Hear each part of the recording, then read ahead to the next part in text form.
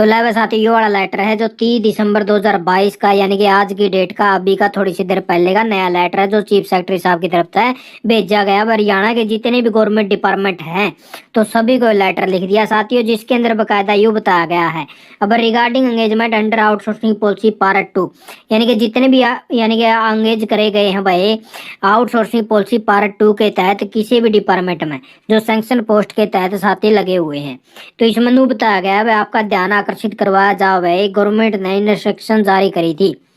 9 सितंबर 2022 ने, जिसके अंदर यूँ बताया गया था जितने भी आउटसोर्सिंग पॉलिसी पार्ट 2 के तहत कर्मचारी लग रहे हैं तो उनकी यानी कि सुरक्षित रखा जाओ भाई, अभी तक यानी कि उनको हटाया ना जाए जब तक यानी कि जो भी साथी 28/9/2021 से पहले के जो भी लग रहे हैं तो उनका जो है कॉन्ट्रैक्ट पीरियड वो यानी कि रेगुलर चालू रखा जाए, जब तक यानी कि कोई रेगुलर भर्ती वाला नहीं आता या और यानी कि उनकी पोस्ट पर नहीं कोई भेजा जाता मैन पावर, तो तब तक या फिर 31/12/2022 लगे इनका जो कॉन्ट्रैक्ट पीरियड है वो चालू रखा जा साथियों, ठीक है। लेकिन ये इनू कवा है अब हमने दोबारा तक फिर विचार कराया है, अरे दोबारा तक यानी कि इन विचारा में यू डिसीजन लिया है न्यारा लगता है अब भाई जितने भी यानी कि एम्प्लॉय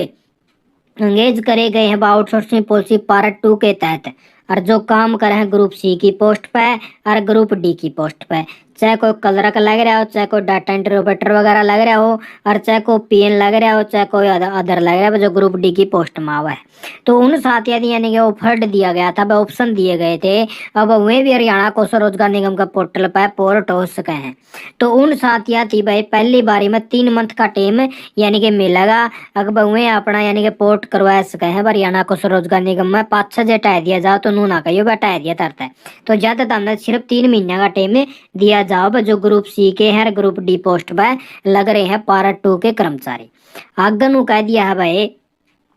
अच्छा इन भी एक्सटेंशन दी जाओगी अब जो भी यानी कि एंगेज करे गए हैं एम्प्लॉय आउटसोर्सिंग पॉलिसी पार्ट 2 के तहत तो लग रहे हुए तो उन साथियों ने 1 साल का टाइम दिया जाएगा जब तक वे यानी कि भाई एक्सेप्ट नहीं करते यानी कि हरियाणा कौशल रोजगार निगम में नहीं जाना चाहते तो उनकी 1 साल का टाइम दिया जाएगा अगर जो यानी कि ग्रुप ए की पोस्ट पर लग रहे हो और ग्रुप बी की पोस्ट पर लग रहे हो और पार्ट 2 के तहत ही किसी डिपार्टमेंट में एंगेज करे गए हों तो उन साथियों को 1 साल का टाइम दिया जाएगा कि वे भाई 1 साल तक अपना चॉइस दे सके हैं अब हम हरियाणा कौशल में जाऊंगा अगर नहीं जाऊंगा। फिर अगर इन तीनों लिख दिया है अगर भाई अगर ये क्लैरिफाई ये सर्विस एम्प्लॉय जितने भी लग रहे हैं और जो ये जो सेकंड पॉइंट के अंदर आवा है ग्रुप ए का तहत और ग्रुप बी का तहत हो तो इन साथियों दिनों बताना देना चाहा हाँ आउटसोर्सिंग पॉलिसी पार्ट 2 के तहत लग रहे हैं तो सबसे पहले फर्स्ट टर्मिनेट यानी कि इन केस रेगुलर जब ये कोई रेगुलर कर्मचारी आ जाएगा तो सबसे पहला टर्मिनेट करने का काम इन साथियों का होगा जो ग्रुप ए का है और ग्रुप बी के हैं कदे फिर 5-6 होगा मामले हटा दिए, ठीक है। तो हम प्रेडिक्ट कराया जाएगा जब कोई नया रेगुलर कर्मचारी आ जाएगा तो सबसे पहले इन्हें हटाने का काम कराया जाएगा, तो इसीलिए ये जो इंस्ट्रक्शन है भाई ये जारी करी जावे और इनको स्ट्रिक्ट